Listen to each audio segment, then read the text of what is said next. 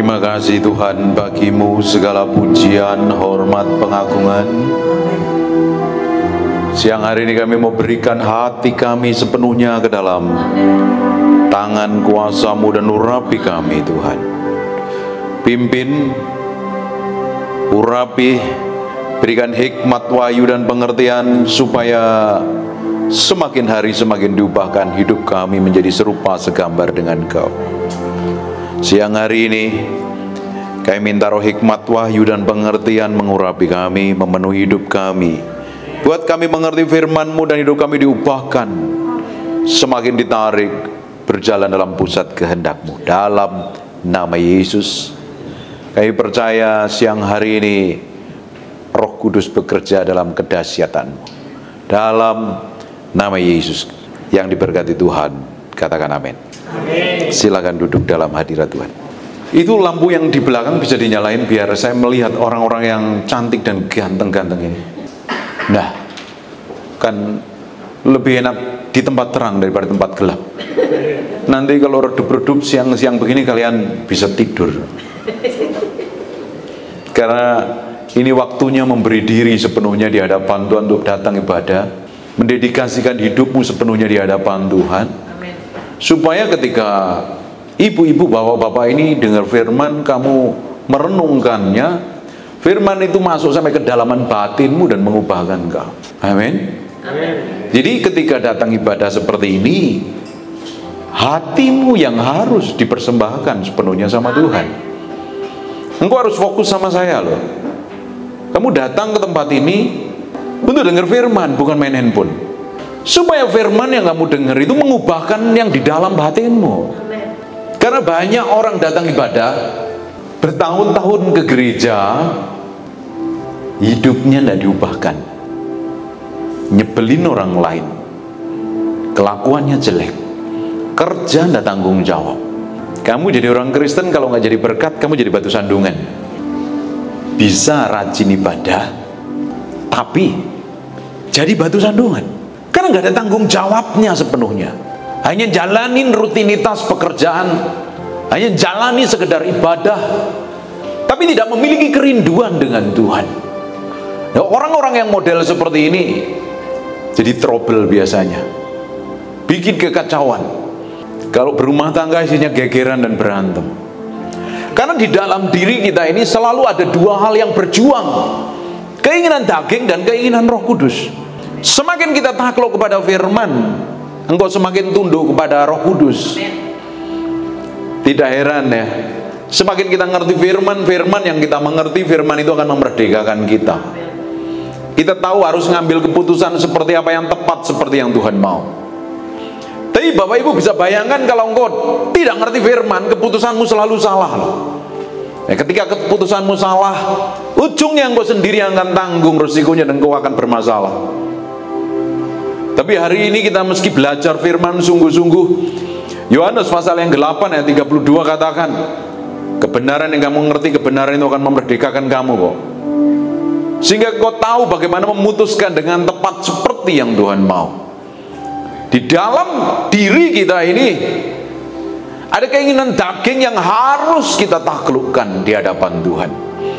Di Galatia pasal yang kelima, yang ke-17, sebab keinginan daging berlawanan dengan keinginan roh, dan keinginan roh berlawanan dengan keinginan daging. Berapa banyak di antara kita sering pingin hidup benar, hidup takut akan Tuhan, hidup kudus, tapi realitanya dagingmu seringkali malah menyeret melakukan hal yang sebaliknya. Pernah ngalami hal seperti itu? Kenapa kok dagingmu lebih nonjol? Kenapa kau inginan hawa nafsumu lebih mengontrol dan menguasai? Karena engkau nggak menaklukkan dirimu di hadapan Tuhan. Siapa orang yang lebih suka marah daripada lebih banyak diam, merenungkan dulu sebentar supaya bisa bertindak dengan tepat, bersikap dengan tepat. Tapi daging maunya langsung berteriak, marah, nggak terima, histeris, cepat bereaksi dan reaksinya salah. Kenapa? Karena engkau dikuasai oleh keinginan dan hawa nafsumu.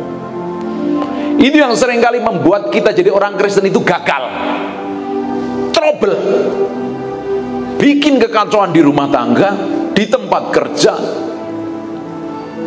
ribut sesama teman, ribut sesama tetangga, ribut sesama anggota gereja, karena tidak bisa mengendalikan diri dan menaklukkan sepenuhnya di hadapan Tuhan.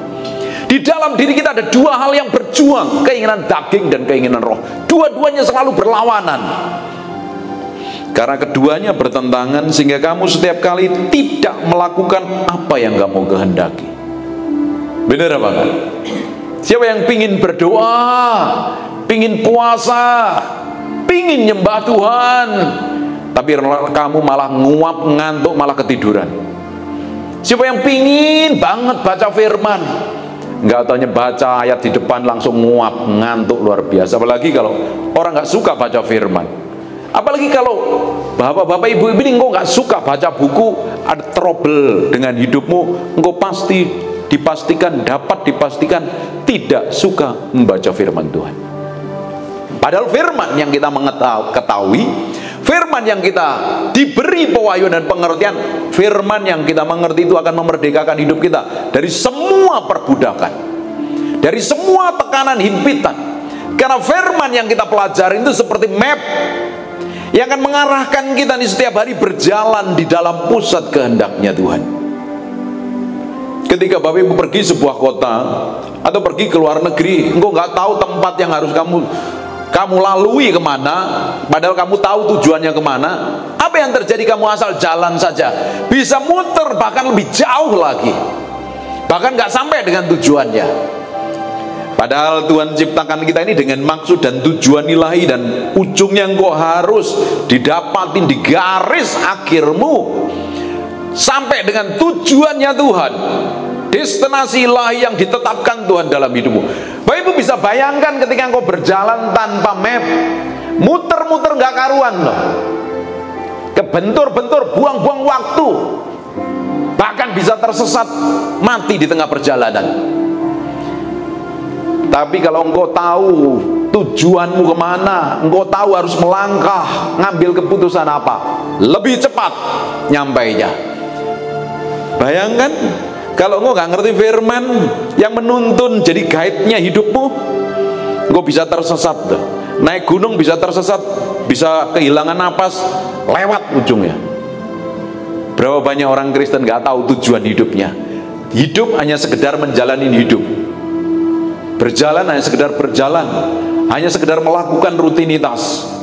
Apa yang terjadi dengan hidupmu? Dari tahun ke tahun akan tetap sama. Engkau nggak tahu progres hidupmu seperti apa. Padahal Alkitab katakan kita harus bertolak dari kemuliaan satu pada kemuliaan yang lain, from glory to glory. Dari iman satu pada iman yang lain, semakin ditarik menjadi orang yang serupa segambar dengan Tuhan, sejalan dengan firman-Nya. Kalau enggak, kamu akan persis kelakuanmu, sikap dan tindakanmu seperti orang dunia.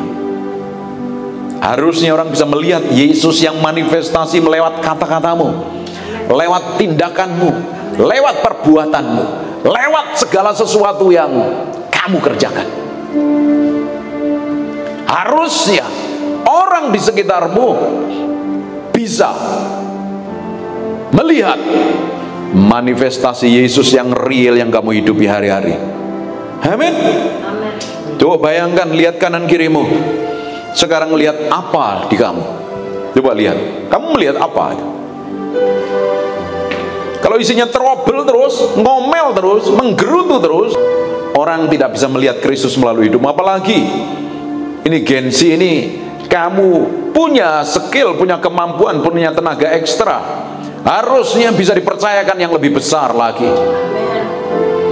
Apalagi orang Kristen yang bekerja di sebuah perusahaan, harusnya tanggung jawab, diberkati, diurapi, jadi contoh bagi orang yang gak kenal Tuhan.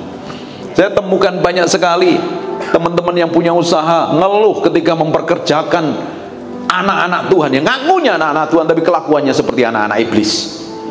Gak ada tanggung jawabnya, ngomongnya gede, ngomong ngawang-ngawang di surga, tapi realitanya prakteknya tidak ada tanggung jawab. Akhirnya jadi batu sandungan loh. Kita tidak mau seperti itu. Apapun yang kita kerjakan, Tuhan urapi kok. Tuhan akan bikin berhasil dan hidupmu akan jadi contoh bagi banyak orang. Orang bisa melihat manifestasi Tuhan dalam sikap, tindakan, dan perbuatanmu. Amin? Katakan amin. Saya ngomong agak berat, yang belum makan siang lagi lapar akan susah nangkep ini.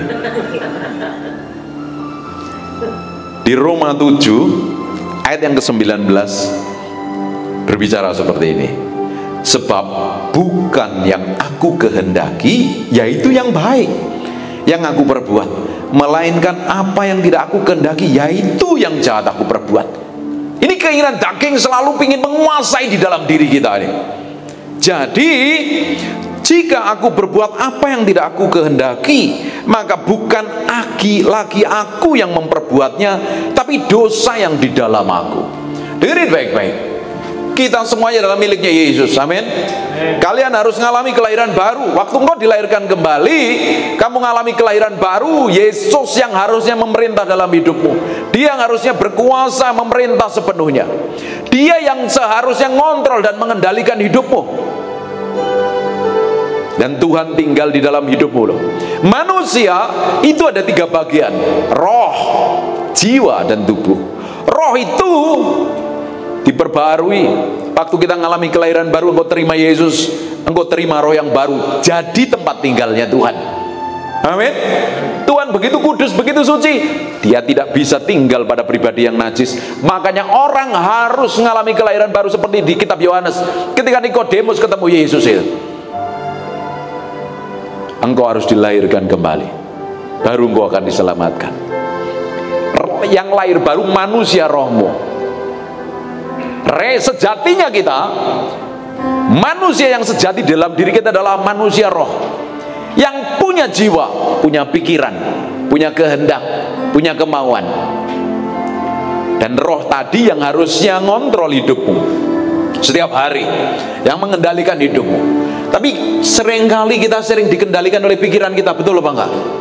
Ibu-ibu seringkali dikendalikan perasaanmu loh. Makanya ada mood-moodan itu. Aku udah mood, lagi ngambek, lagi males, lagi kecewa, lagi kesel. Kalau engkau dikendalikan perasaanmu, kau jadi orang Kristen yang kedagingan. Apalagi yang dikendalikan oleh kehendakmu. Kehendakmu selalu bertentangan dengan firman. Alkitab katakan, aku seringkali ingin melakukan yang baik, nggak taunya daging melakukan yang jahat. Makanya kita perlu dilahirkan kembali. Waktu belajar firman seperti ini, di area jiwamu, pikiranmu, perasaanmu, kehendakmu, kemauanmu baru mulai diperbarui dengan firman. Di Roma katakan, berubahlah oleh pembaharuan budimu. Pembaharuan budi dimulai dari pikiran kita yang harus selaras dengan firman. Katakan amin. Fokus ke saya, jangan fokus ke HP-mu. Ini ibadah, engkau mesti dengar firman. Dengerin baik-baik. Ketika kita mulai menyelaraskan pikiran kita dengan firman, tindakan kita sesuai dengan firman, keputusan kita sesuai dengan firman, apa yang terjadi? Tiba-tiba perasaanmu tunduk kepada firman, kehendakmu tunduk kepada firman, kemauanmu tunduk sama firman. Coba Bapak Ibu bisa bayangkan kalau engkau dikendalikan oleh perasaanmu, apa yang terjadi? Datang baru ke kantor, mukamu cemberut. Karena apa? Di rumah ribut, gegeran, dan berantem. Ketika engkau dikendalikan oleh perasaanmu, ketika uangmu mulai tipis, kamu ngadepin banyak masalah, mukamu cemberut. Tapi ketika engkau dikendalikan oleh Roh Kudus, kamu tahu loh, apa saja yang dikerjakan tangan Tuhan berhasil. Tuhan cukupi semua kebutuhanmu. Kamu boleh ngadepin masalah apapun, tapi yang kamu lihat janji Tuhan yang akan digenapi. Engkau bukan orang yang biasa, tapi engkau adalah orang yang spesial, yang diberkati Tuhan. Oh, amin ya lemas. Kalian adalah orang-orang spesial yang akan dibawa naik tinggi, jadi berkat bagi banyak orang. Itu janjinya Tuhan. Tapi kalau kamu melihat perasaanmu sendiri, kemauanmu sendiri, kalau saya melihat diri saya bukan siapa-siapa. Saya lahir di desa. Siapa yang kenal saya? 20, 30 tahun yang lalu. Tapi ketika saya berjalan dengan Tuhan, Tuhan bawa saya jadi berkat bagi banyak orang. Orang mau dengerin kata-kata saya karena ada urapan dan kuasanya. Dimulai dengan saya menaklukkan diri saya. Coba bayangkan kalau engkau dikendalikan oleh emosimu dan amarahmu. Kamu dikendalikan oleh keinginanmu sendiri. Ada keinginan mata, keangkuhan hidup, keinginan daging, itu akan menyeret kita selalu melakukan hal yang bertentangan dengan firman. Dosa adalah pelanggaran terhadap hukum Allah. Kamu melakukan sesuatu yang bertentangan dengan firman, kamu memposisikan dirimu menjadi musuhnya Allah. Bapak Ibu bisa bayangkan kalau kamu memposisikan dirimu menjadi musuhnya Allah, apa yang terjadi? Kamu jadi bulan-bulanannya setan. Tuhan bukan lagi menjadi pembelamu. Tuhan bukan lagi yang menjadi raja yang memerintah dalam hidupmu, tapi keinginan dagingmu. Itu yang sering kali dipakai setan untuk menjajah hidup kita.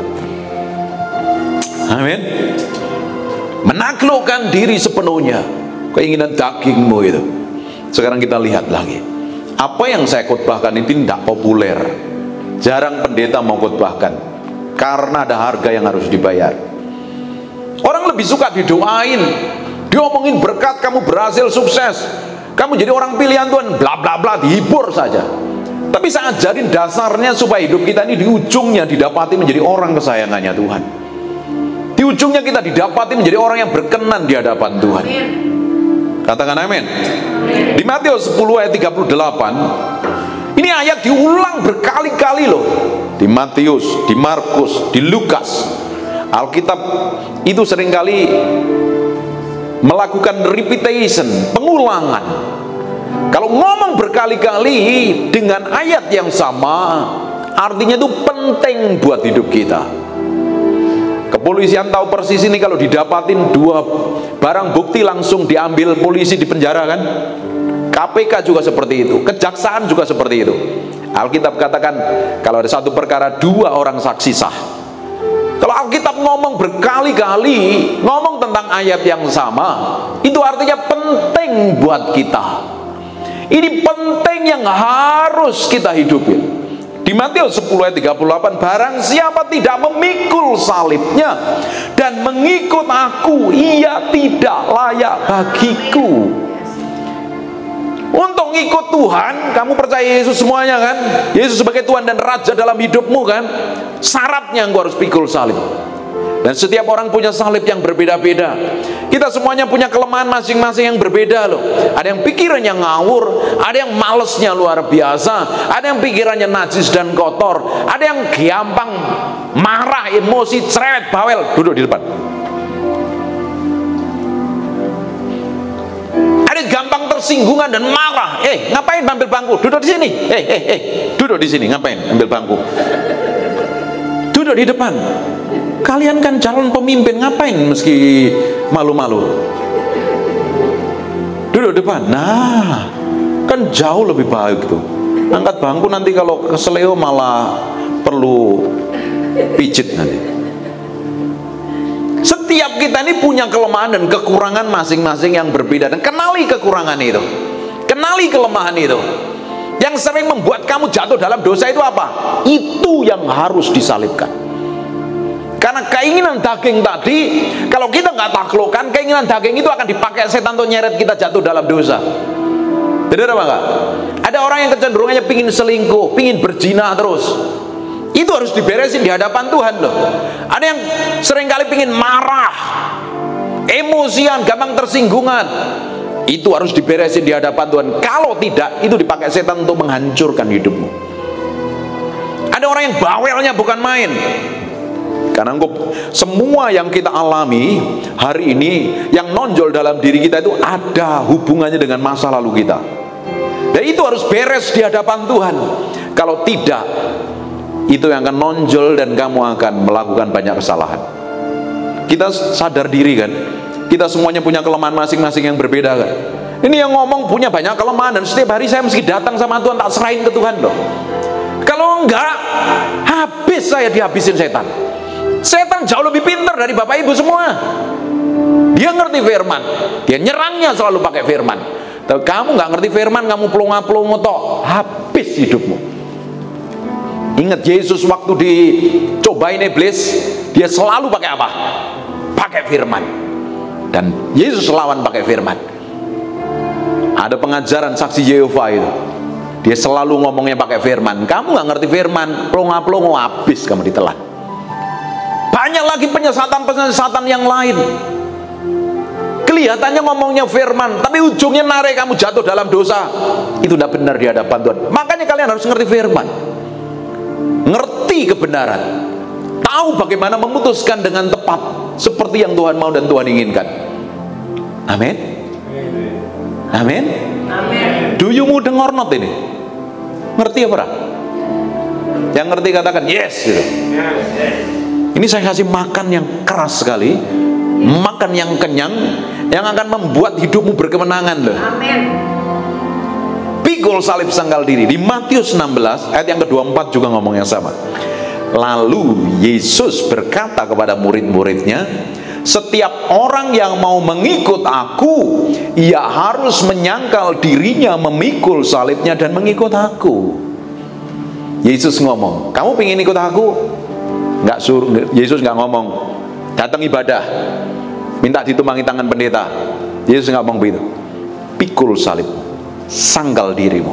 Yang disangkalin apamu?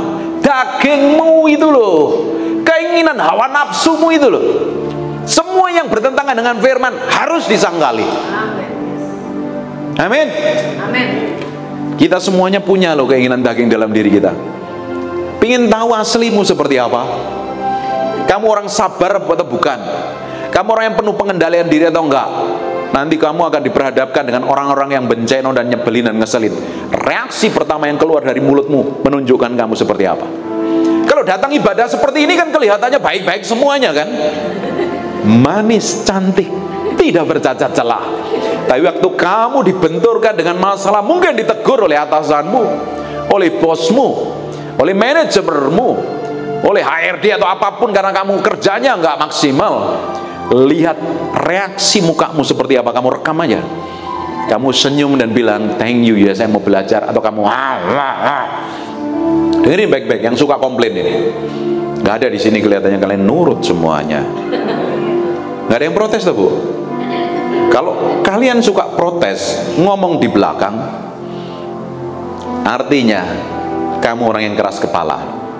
Apalagi kamu kerja di sini, kamu jelek-jelekin perusahaan sini. Kamu seperti meludah di sumur, air sumur itu padahal kamu minum. Jahat itu. Kerja dengan tanggung jawab, lakukan yang terbaik. Stop komplain, stop ngeluh. Tanya istri saya, apapun yang terjadi dalam hidup saya tidak pernah komplain, saya tidak pernah ngeluh. Saya tanggung jawab, karena apapun yang terjadi dalam hidup saya mesti bertanggung jawab sepenuhnya. Tidak ada kata komplain dalam hidup saya. Saya berusaha melakukan yang terbaik, sekalipun itu kadang-kadang ngambil keputusan yang salah. Kita seringkali ngambil keputusan yang salah dan kita sendiri tanggung akibatnya kan. Belajar dari kesalahan itu, tidak usah nyalain orang lain. Dalam diri kita ini ada banyak hal yang tidak berkenan di hadapan Tuhan, dan kita harus sangkali yang tidak berkenan itu supaya selaras dengan Tuhan. Baru 2 ayat. Di Markus 8 ayat 34 juga ngomong yang banyak. Ngomong lagi, diulang lagi. Lalu Yesus memanggil orang banyak dan murid-muridnya berkata kepada mereka, perhatikan, setiap orang yang mau mengikut aku, ia harus menyangkal dirinya, memikul salibnya, dan mengikut aku. Diulang lagi di Lukas 9:23, katanya kepada mereka semua, setiap orang yang mau mengikut aku, ia harus menyangkal dirinya, memikul salibnya setiap hari dan mengikut aku.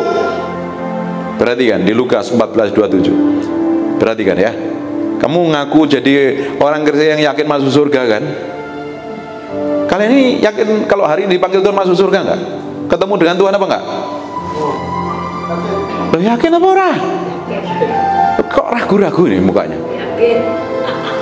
Kamu percaya Yesus, berjalan dengan firman, dengan kasih karunia-Nya, kamu minta ampun di hadapan Tuhan, dosamu diampuni.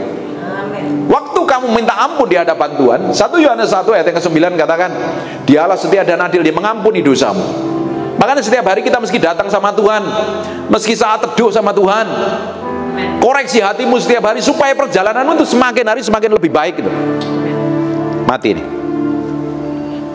Mati.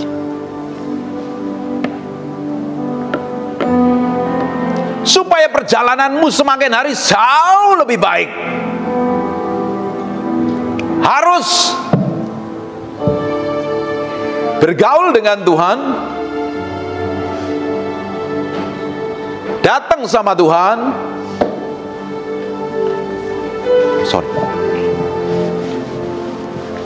Waktu kamu datang sama Tuhan, kamu sebelum datang sama Tuhan kan baru bikin dosa, bikin kesalahan, bikin pelanggaran. Tertuduh apa enggak? Benar apa enggak? Waktu kamu baru marah-marah, baru ribut sama orang, dan kamu datang sama Tuhan, kamu perlu beresin hatimu dulu di hadapan Tuhan apa tidak? Minta ampun dulu apa tidak? Ya, Alkitab katakan Allah setia dan adil, Dia akan mengampuni dosa kita kok. Kamu minta ampun dosamu, diampuni. Waktu dosamu diampuni, kamu kembali jadi miliknya Tuhan. Posisimu kudus seperti Tuhan. Kamu suci seperti Tuhan. Dan apa yang terjadi? Ketika kamu datang sama Tuhan, kamu semakin hari semakin tahu bagaimana harus bersikap seperti yang Dia inginkan. Tapi kalau kamu nggak pernah berdoa, nggak pernah saat teduh, nggak pernah ngomong sama Tuhan, kamu merasa paling benar. Makanya nggak ngerti apa-apa, dari tahun ke tahun tetap sama terus kelakuannya.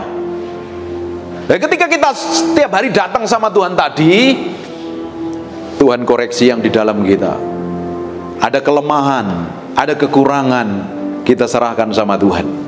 Terus kalau kamu datang sama Tuhan ketika udah minta ampun, padahal Tuhan udah ampunin, ada hati nurani yang menuduh kamu kan?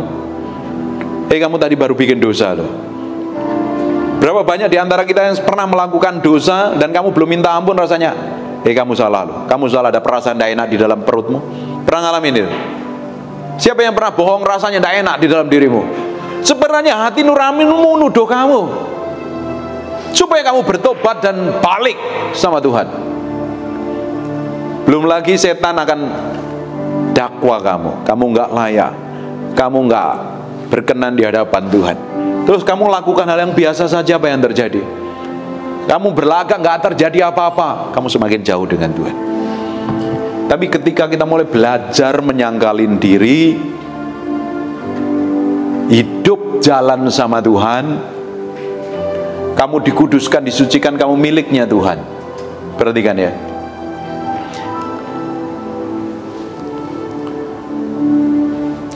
Lukas 14:27, barang siapa tidak memikul salibnya dan mengikut aku, ia tidak dapat menjadi muridku. Kamu bisa ngaku jadi orang Kristen tapi bukan muridnya Tuhan, bukan miliknya Tuhan. Terus sekarang jadi masalahnya, meski bagaimana ini? Mulai hari ini apa yang harus aku lakukan? Coba sekarang buka di Filipi 3 yang ke-30. Yang ku kehendaki ialah mengenal Dia, kenal Tuhan, kenal firman dan kuasa kebangkitannya dan persekutuan dalam penderitaannya. Ini bersekutu dalam penderitaannya Tuhan itu artinya ketika ada hal yang tidak enak dalam dirimu, engkau harus mengalami kematian. Dagingmu, keinginan dan hawa nafsumu.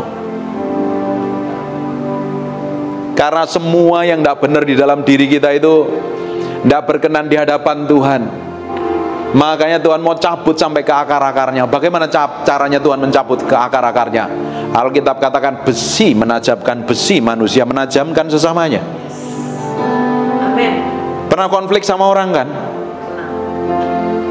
Kamu harusnya koreksi diri, ini apa yang salah dalam hidupku, bukan membenarkan diri. Karena besi selalu menajamkan besi, manusia ditajamkan oleh sesamanya. Responmu harus benar di hadapan Tuhan.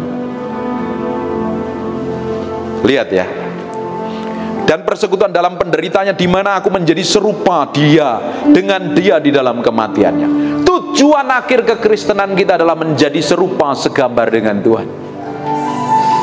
Karaktermu, sikapmu, tindakanmu sejalan dengan Kristus.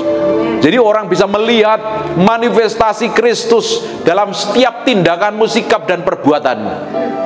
Amin. Amin. Lihat sekarang kelemahanmu, kekuranganmu sendiri. Berserah penuh di hadapan Tuhan, koreksi dirimu. Ada orang yang terikat dengan dosa dan susah banget ngalami kemenangan, engkau perlu Tuhan.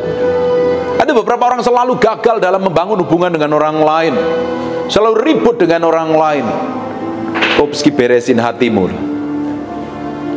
Ada orang yang punya kelemahan-kelemahan, dan kelemahan itu seringkali membuat kamu jatuh terus. Serahkan sama Tuhan. Bangkit berdiri sama-sama.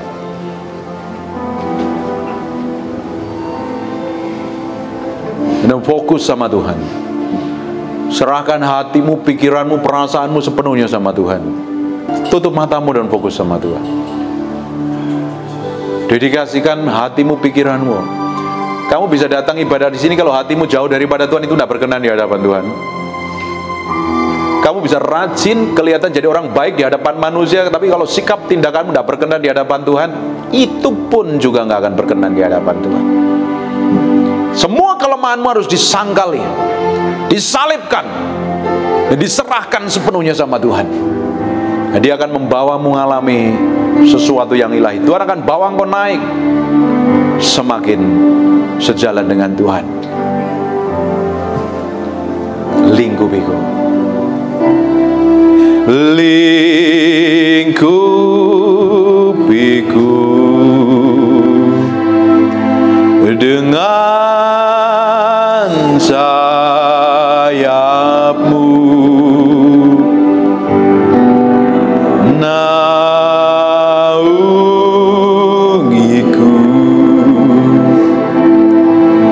dengan kuasa-Mu di saat badai bergelora. Ku akan terbang bersama-Mu, Bapa, Kau Raja atas semua.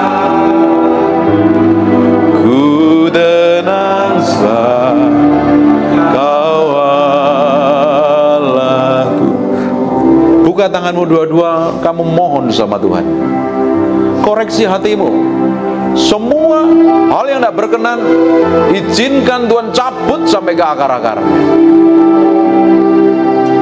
Tuhan, aku berdoa setiap orang dalam ruangan ini, Engkau bicara dengan cara-Mu yang ajaib. Roh Kudus kejar hatinya, tarik pada pusat kehendak-Mu. Tuhan, bawa dia dalam pusat kehendak-Mu. Proses, bentuk, remukkan, ajarin mereka berjalan dalam apa yang Engkau mau, seiring, sepikir, seritme dengan Engkau. Roh Kudus bicara, Tuhan. Roh Kudus, Engkau bicara, Tuhan. Materikan firman-Mu dengan darah anak domba. Firman ini nempel dalam hati kami berhari-hari, berminggu-minggu, berbulan-bulan, dalam nama Yesus.